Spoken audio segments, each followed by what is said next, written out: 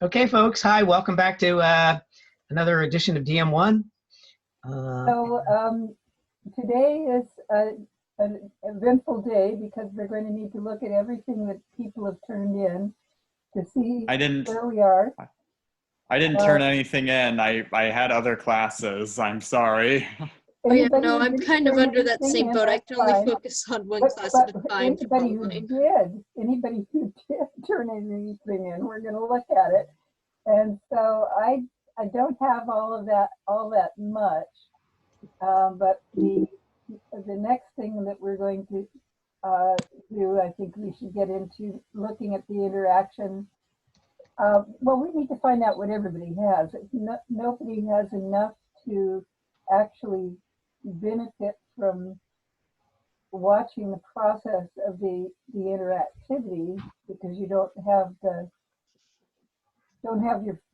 haven't chosen your final project cover yet, what your homepage is going to look like. So I don't have very many of those things turned in here. So I'm just going to go in and see what I might have that is current, and before I do any sharing. Also, I did get something. Spencer sent me a file that's just an InDesign file, and because of my version of InDesign here that I have, I can't open any InDesign file that's newer than what I have here. So I keep sending out this little screenshot I have of packaging a package.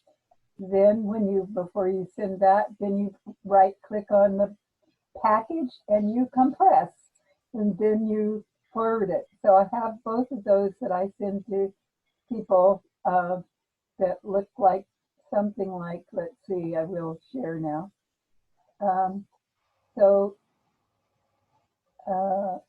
Here. So this is what one looks like. Everybody here, when you finish your InDesign file, you need to package it. So when you go to File, you go down to Package it. I've sent this out multiple times to people, and I'm showing it again on the screen, but it's when you're saving your file, you go to File, Package it, turns it into a package. Then before you send it, you right click on the file. You're showing this right clicking on this file, and then you go to compress, and then you send it as an attachment either to Canvas or to submit to Canvas, or attach it and send it in email. So package and compress, package and compress, package and compress. If it gets here and I just see the naked InDesign file in the folder, I can't do anything with it. So your work can't be graded or assessed or anything like that. Okay, I'm going to put those away now. Then we want to go to actually, we haven't shown in class, I think I showed this in another class, the actual final project that, so this is the way everything's supposed to look in the end. So Gary, I think you're the only one who's got this all finished. So we're going to take a look at this. I don't think we looked at this last week. Not the finished one, no. Not the finished one. Okay, a drum roll, please, Gary. Drum roll, here we go.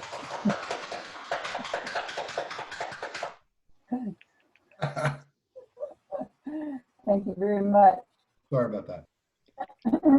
So, as some of you remember, we watched this process happen. We looked at the original two different possibilities, then talked about what might happen with the favorite one. This turned out to be the favorite one. We talked about, since this is probably the state where you all are deciding what your page is going to look like. There were several decisions that were made about the quote, about the color in the background, where the name should go, weights of typography, position of the links, where they would be, the feeling that you want to have with this page. So it's there's this fish that's obviously the main character, and is the main character because you can tell that it's in depths, and so some color, other other elements needed to be changed. So putting a whole lot of words in the middle would not make it feel like you're in deep water, like you're in a special kind of place. So what you do with your arrangement of words and how you use contrast and alignment, repetition and proximity makes a difference. So you get the idea. If you're a completely naive user, you didn't know anything about this project, you came in and you saw this image cold, you would kind of probably figure that these down here had something going on with them, because they're different from the name, they're different from the image, they're different from the quote. And so even if you didn't know it was interactive, you'd probably go in there and kind of poke around. And the other thing is, we talked about that this isn't about DM1, it's about your portfolio. So the DM1 needs to be not DM1, it needs to be DM1. It's teeny tiny. It's just, it's like a copyright. It's not like the theme of this. So the first thing you do is pick your favorite page and then start making it into an environment that has a personality and feels like a place. So it could be a loud nightclub, it could be the deep ocean, it could be a lot of things. It could be like a design expo or something like that. But you want to make it look and feel a certain way, because this is the entrance to accessing these various things that are listed here. And I've figured out that I can probably go and point to this. I'm going to try here by clicking on that one. And so there we've got our first, the first project that we're showing is project 2. And there's a decision to be made when doing this page. And I suggested last week, I believe, that if there were things that weren't quite right, or if you got marked down for something on any of the project, that you wouldn't carry through the least perfect project. You would probably apply the suggestions to the project and make it look the best it could. This is a portfolio, so you want to make every piece look its best within the context of what it's supposed to be doing. So this one, we may not have talked about it specifically for this one, but what it's doing is taking you on a story. It's like a page design that as the type that leads down to the main character. So this is the main character. The bunny started off being this main element, but you're just taking techniques that you used on the bunny and bringing it down to the final character that you create.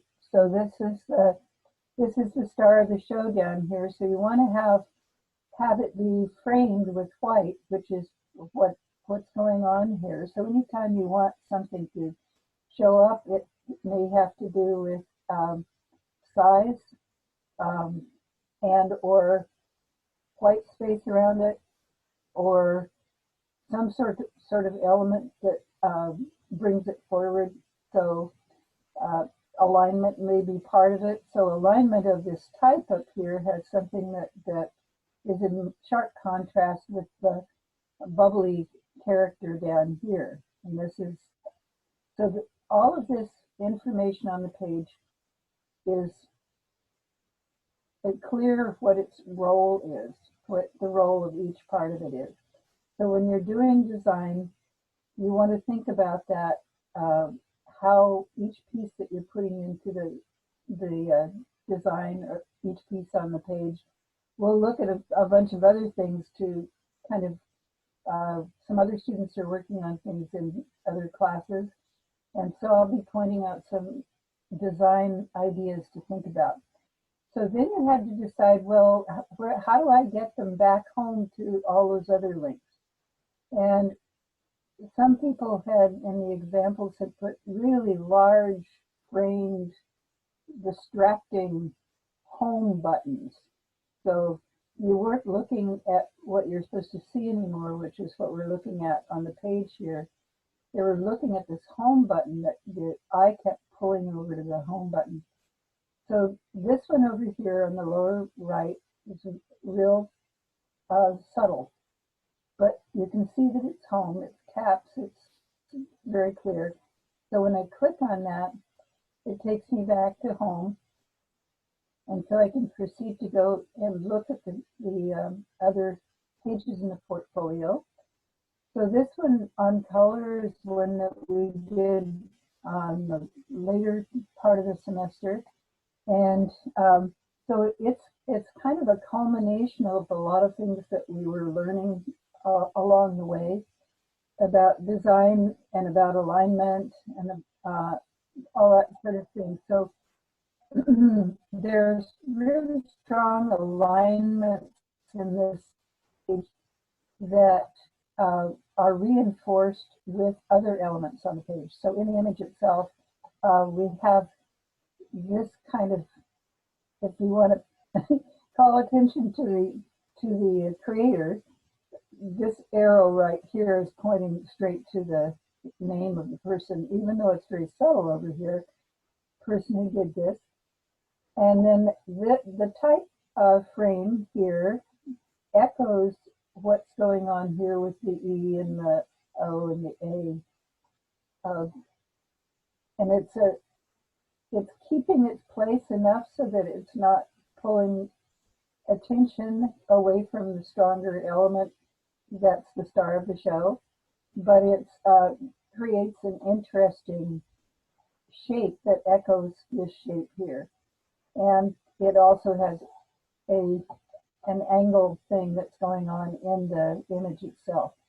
So those kinds of things, playing with type and design and color and space, and remembering our 4 principles, our CARP principles.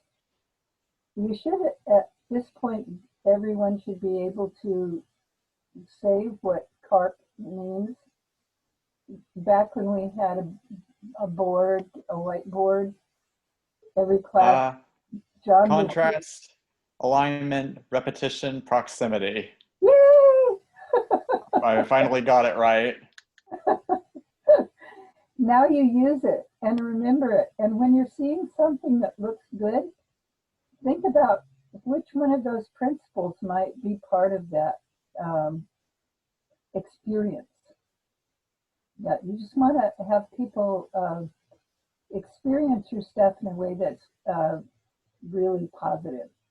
Okay, back home. So typeface was an exploration in type, searching out type and starting to put type letter forms together to create something that has personality and all kinds of things. So there are hundreds of thousands of ways that this can happen. And then identifying and talking about, so expository writing is also part of what we do. being able to explain in words, written words and sentences what we do is important, because a lot of the time when you get to the level of becoming a designer, you need to write scope agreements and different creative briefs, that sort of thing, to explain your project to a client. So you need to be able to write well. And so we get practice in writing well, talking about what we did and explaining what we did. And then at this point, we're thinking about, well, how does everything fit together? So you have a central central line here, because this is a kind of a bilaterally symmetrical character, wild though it is.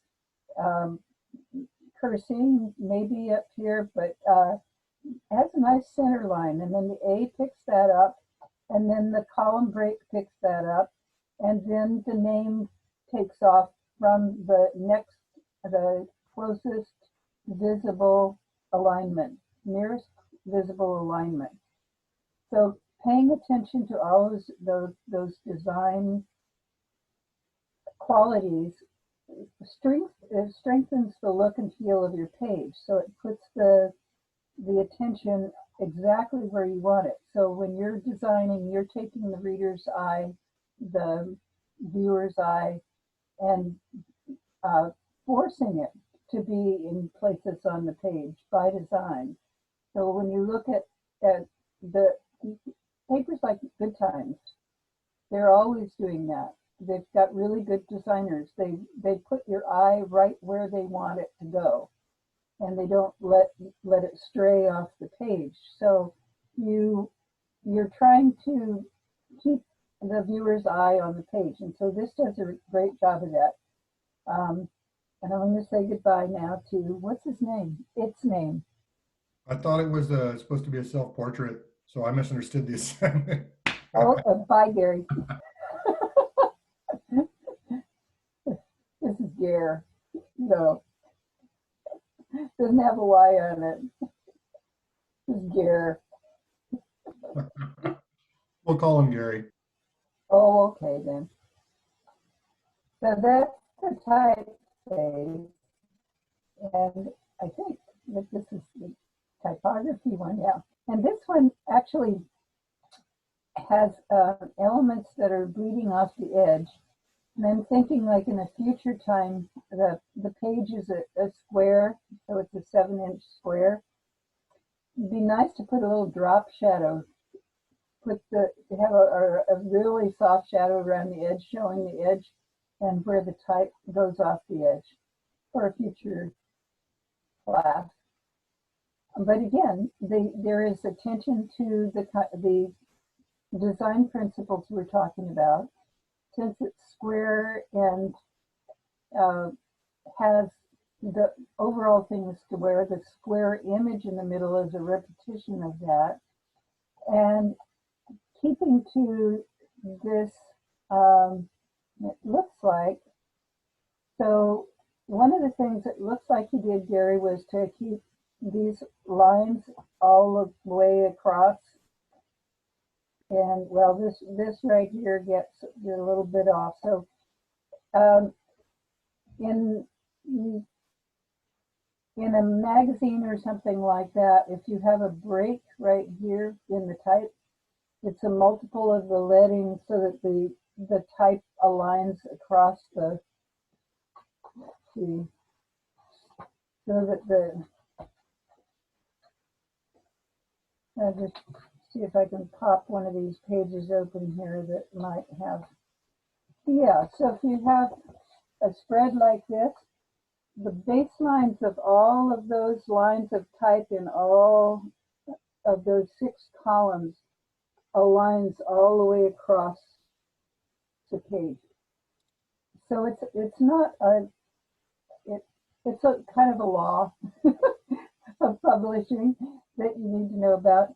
And for this small thing, you would probably make this type maybe a little bit smaller, and then these 2 breaks in here would be a multiple double the leading, so that they would be a little bit bigger. but that's something, when you get down here, you can see that this is all aligning and this is aligning. So it's pretty close, but this one isn't.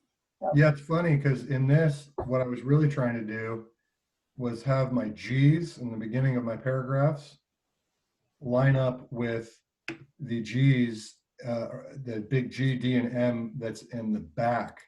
So this, and this are beginning my paragraphs. I had to word things somewhat awkwardly when it came to the last paragraph to achieve that. But that's what I was going for. But what you're talking about, that grid principle in publishing, yeah, I wasn't even considering that. You're right. That would have been nice. you didn't know about it. Across here. You didn't know about it. I wasn't thinking about it. I was just more focused on the letters. I don't think anybody really knows about that until they get into DM2. Got you. Knows about that alignment. It's something that is, it's just there, but unless you're actually, unless it's pointed out, it's not something that's noticeable. It looks great though. You're right. Did you get do some more writing on your page there? Oh, more writing? Yeah. You just hit that little note thing and then.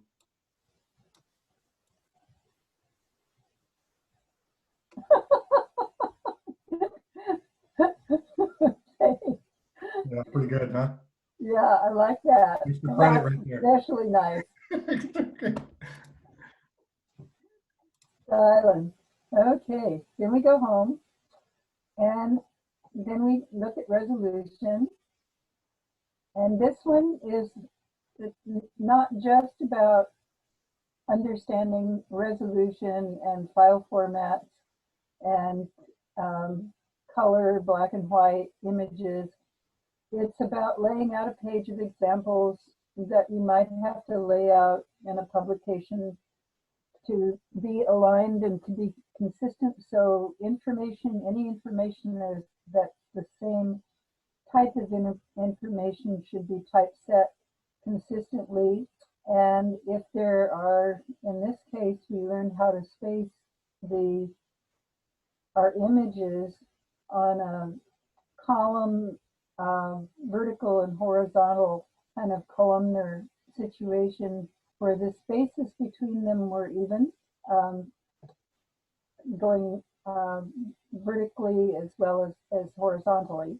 So measuring all of that, then fitting a particularly long caption underneath the image first, and then using that type size for everything else for consistency was another thing that we learned to do. So if you're doing information graphics and having to show a bunch of stuff and make it look neat and clear, you have all of these little challenges that don't show up until you've had some experience and know that what you do first is find out the trouble spot, and you make the trouble spot work, and then everything else just falls into place. So if you've got a really long caption and you have just a certain width that you're working with, and it all has to go there because the art director said it did, then you need to design that in so it works. So also showing that the numbers of the image are not numbers within the caption. So the number 1 doesn't have anything to do with the 300 PPI.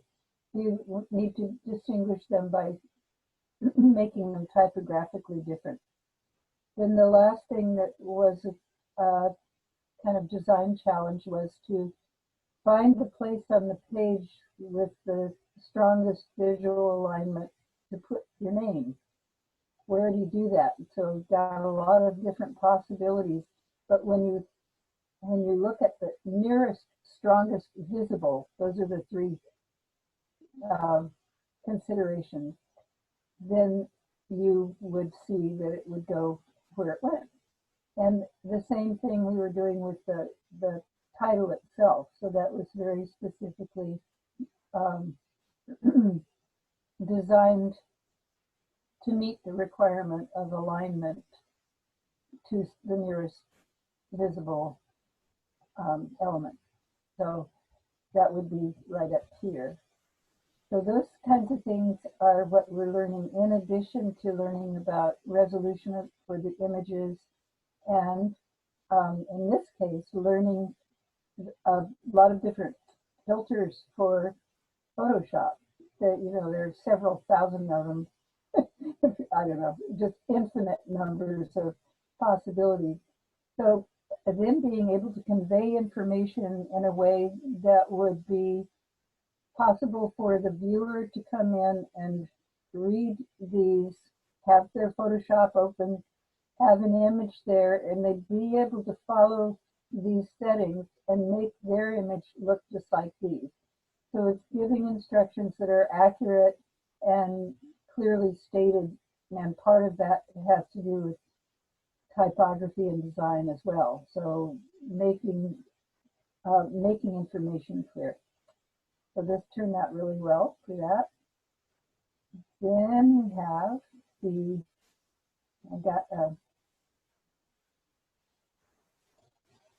so this is the animation interpretation.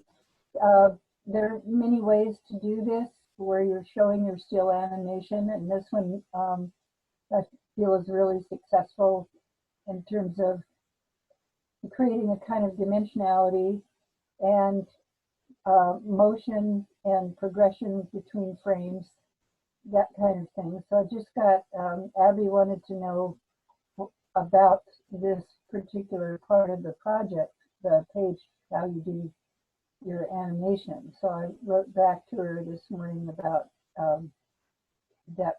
you would do something like this. I use this as an example, but there are a lot of different ways of doing this. So students have done this in many ways, where they maybe put 3 frames together as though they're moving across the page left to right, or they'd have them stacked in different kind of collagey ways. So just getting the frames on the page in an interesting way is what that's about. And so I'd like to watch that one again. Anyway, so here we go, back home. Just realized that tree looked like Bob Ross. What? The last panel. I was just thinking digital media, but it reminds me of Bob Ross now that I'm looking at it. Oh. Yeah. Very happy little tree. Exactly. Don't tell anyone. Don't tell anyone about it. That's our secret. Oh yeah. Okay. So we shouldn't branch out from this then, right? Stick to business here. We've got his attention. Whoops. Should we just leave these puns Oh alone? man. Oh, you beat me to it. Stop barking out all of these puns at us. Oh. Okay. We've splintered off, guys. Let's get back on. Yeah, track. let's get back to the root of what we're I doing think here. we should branch out to something. Oh, hey. Yeah, these are pretty corny jokes. So Yeah, I don't know. I don't know. I can't think of a good one. yeah, I know. Sometimes you really have to beat the bushes to come up with a good pun. Oh, Okay.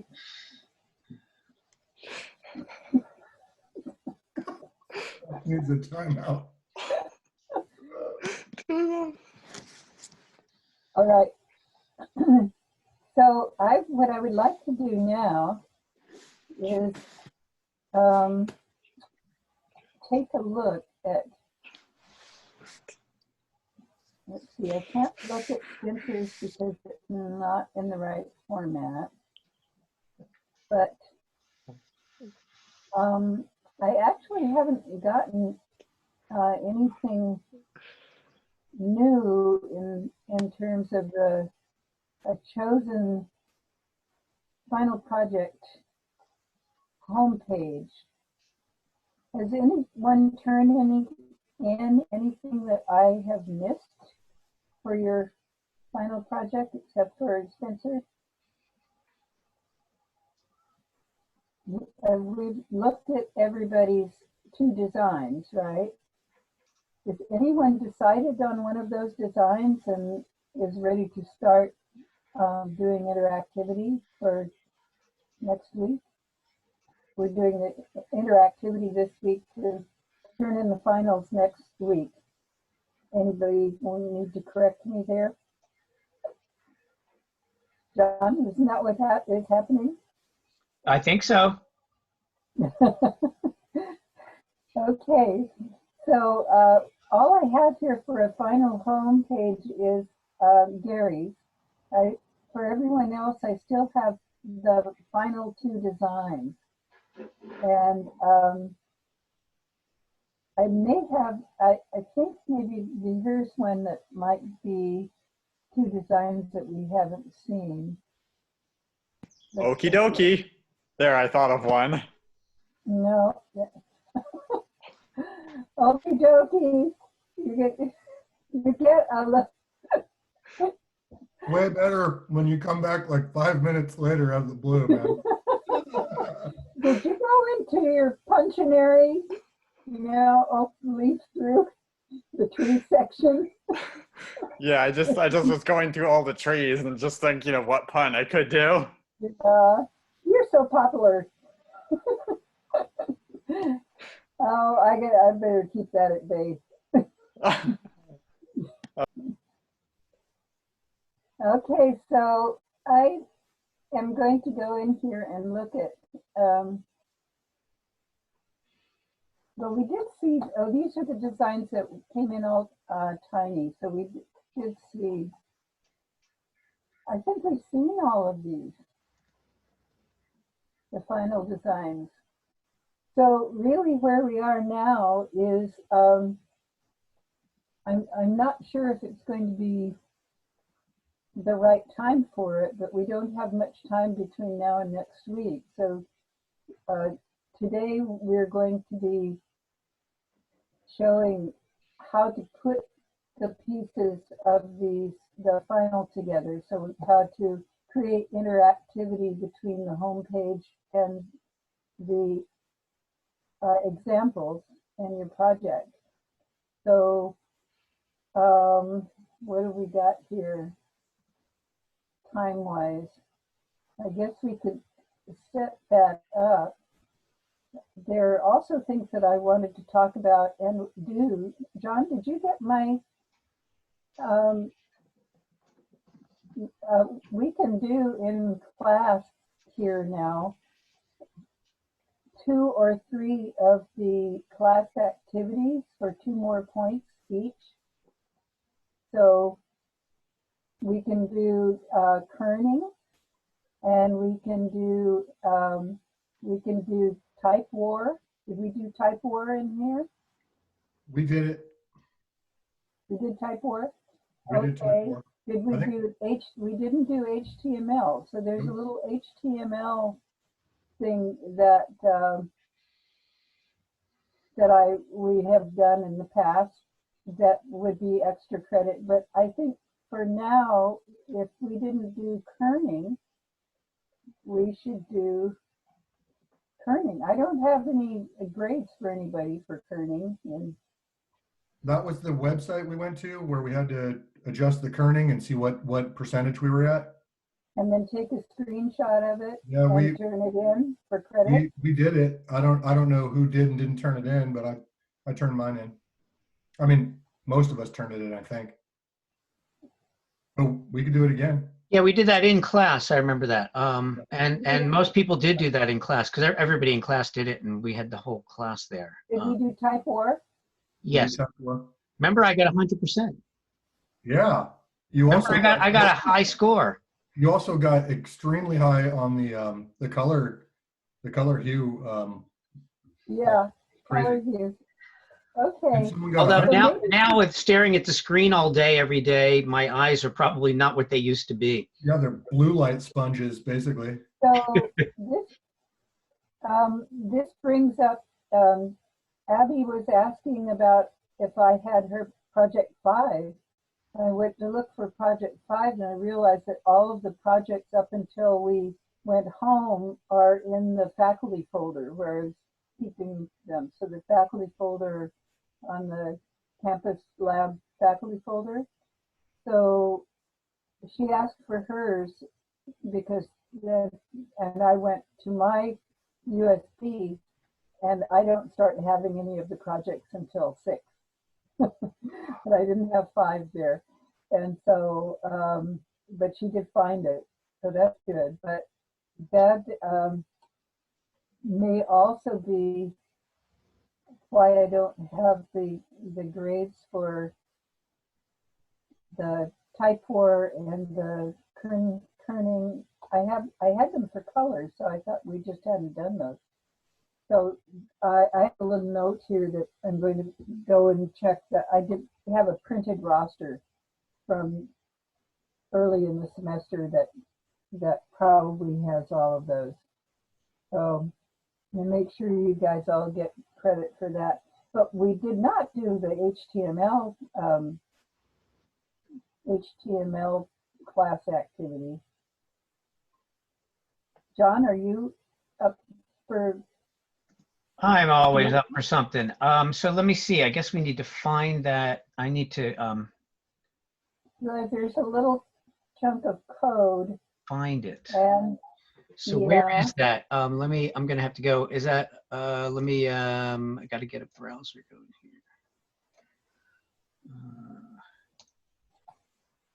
Do you remember where that's under in Canvas? I gotta find it.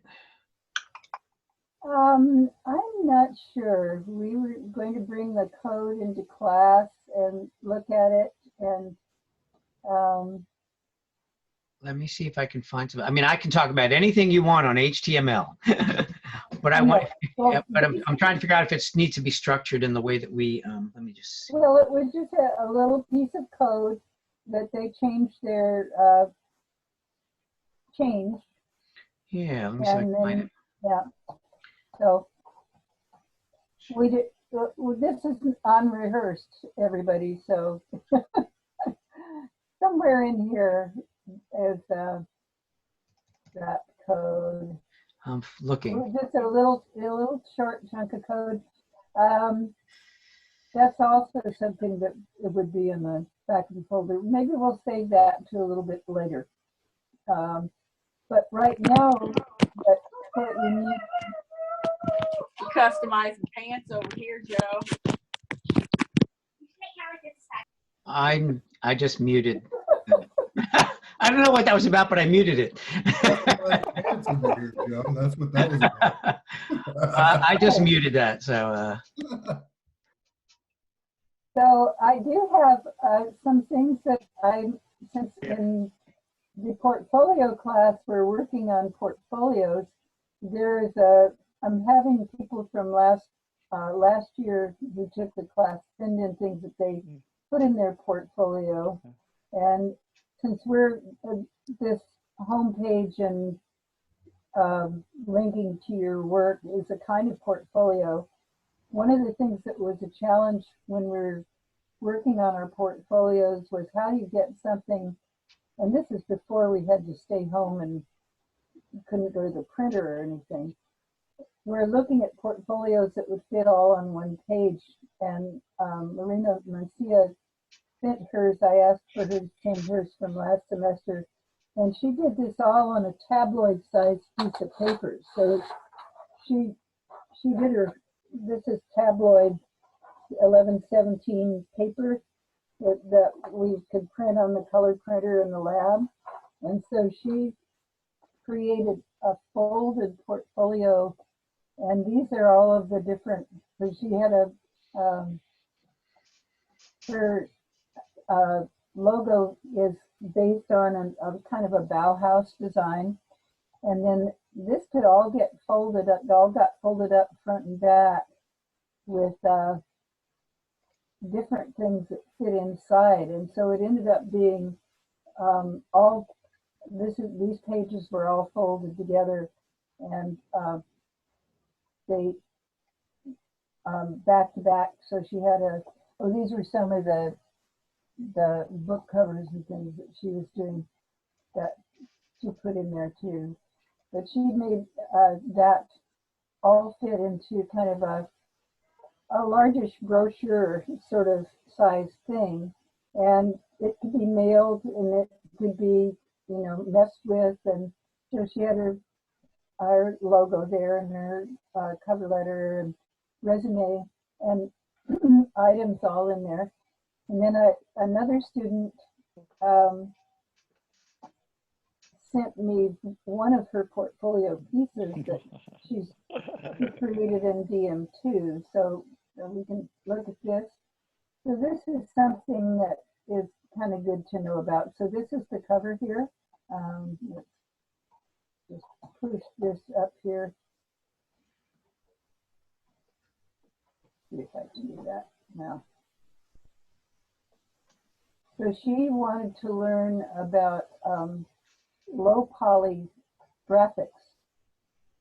Is everybody familiar with low poly graphics? There's a resounding silence. Yes, I've seen it. I haven't dabbled, but I've seen some Yeah, impressive. so this is an encouragement to dabble. So I'm going to go up here and see if I can.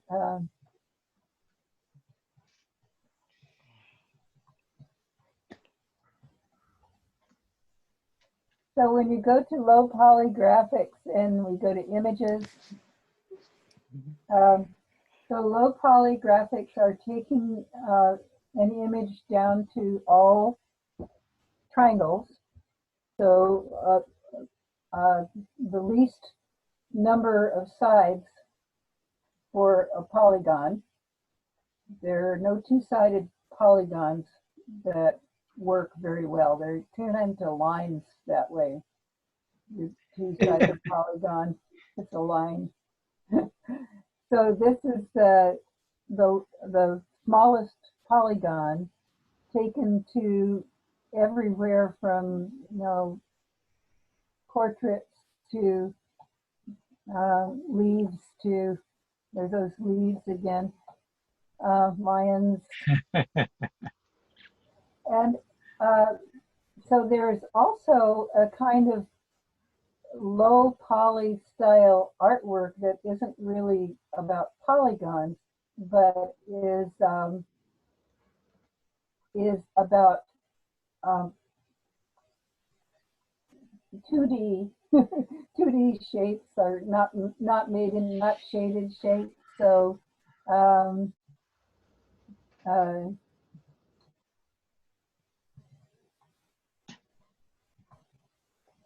Stanley Chow is one of my favorite illustrators, and he's from Manchester, England.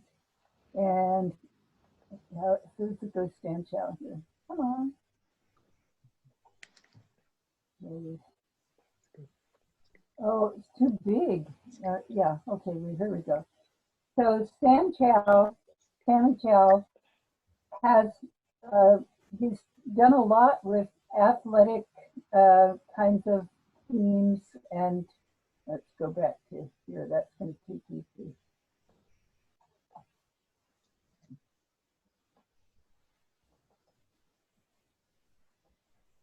Okay.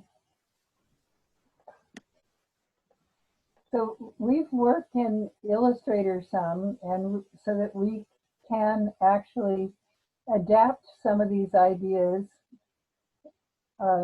Not sure it says maintenance. This site is under construction. One of these has got to show up.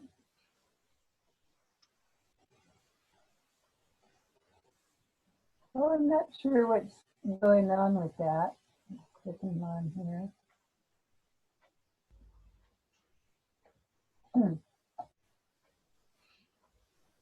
Well, since we did learn Illustrator, I really wanted you to see a lot of his artwork. So maybe just plain old images is going to do it here.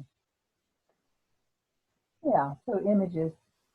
So he he doesn't do like, caricature artists tend to do caricatures that turn people into kind of, I don't know, zany kind of feeling.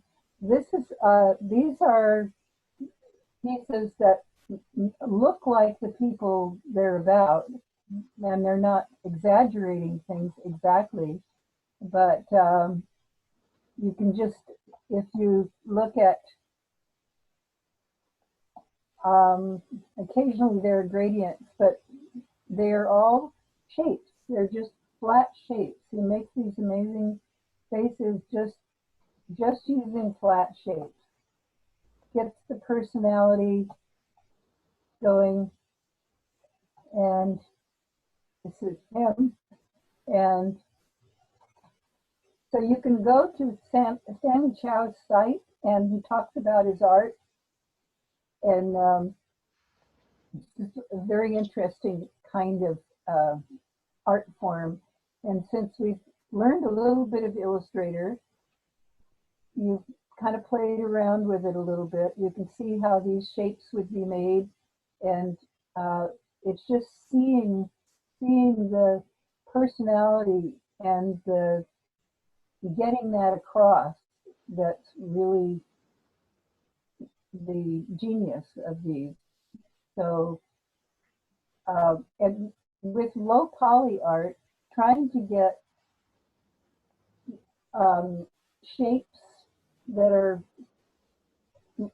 quite complicated produced from just going through and using triangles. So I said his name enough so that you can go back and look it up. It's not like Carp or anything like that, right?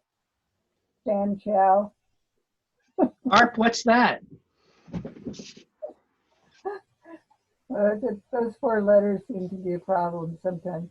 Okay, so that's related to low poly in that those are all made of flat shapes. Some of them are curved and that sort of thing. So low poly became popular, I would say about 6 years ago, started becoming really popular. And then Amanda wanted to put it in her portfolio. So she has made a book in DM2 that we still are making books and publications in DM2, and we can take a look at that, that use vector graphics and all kinds of things, and photographics. So Amanda wanted to get across how this is all. Right here we can see these 2 columns of type. So this is DM2, so learning about the lines that go across the columns of type, where they all align. That's something that is carried through. So she had a picture of herself that she wanted to then do in a low poly format. She also created this kind of poly pattern background to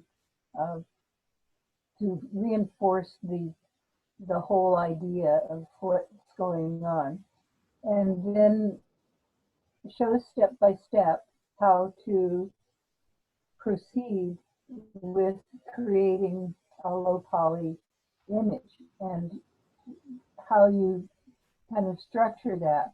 So when you're doing something like this, you'll see that she's got her numbered instructions. And in this class, we learned how to do a hanging indent, which is an indent that goes like this, where the first line is sticking out, and a tab to get to the type, and then paragraph space, so extra paragraph space. We learned how to style that. And so that's something that we do in DM2 as well, make our pages. And so this is showing how all of these layers are working and how the paths are created. And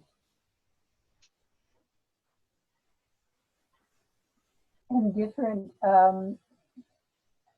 tricks that I hadn't looked closely at. So now I know that's there too. So then she has her final image. So the more smaller triangles she has, the more curvature you can express. But up until you're still a faceted kind of gemstone until you get the more polygons you get in there. So she had settled on the sort of middle ground of these polygons. But since you guys at this point have enough, probably even InDesign, enough of your Illustrator polygons, so you could play around with this whole idea, and you could put it in, you wouldn't have to put it in a book, you could put it in a card and do that in Illustrator. So that's something that I wanted you to be aware of, that these are coming in for another class that's about portfolios, and we've got this right here that's about portfolios. And we've got a little break coming up, I think, in 3 minutes. It's 12:12, so 12:15. Yeah, anytime soon, if this is a good time. This is a good time. I want to go find the little HTML. Yeah, I've looked through Canvas and I don't see it, so I'm just wondering if you have it somewhere, Beth. I'm going to be looking for that. Okay, why don't we take a 10-minute break and we'll come back in 10 minutes. Let me set my 10-minute timer, and we're good. Let's see here. Start. Okay. And I'm going to stop share, and I'm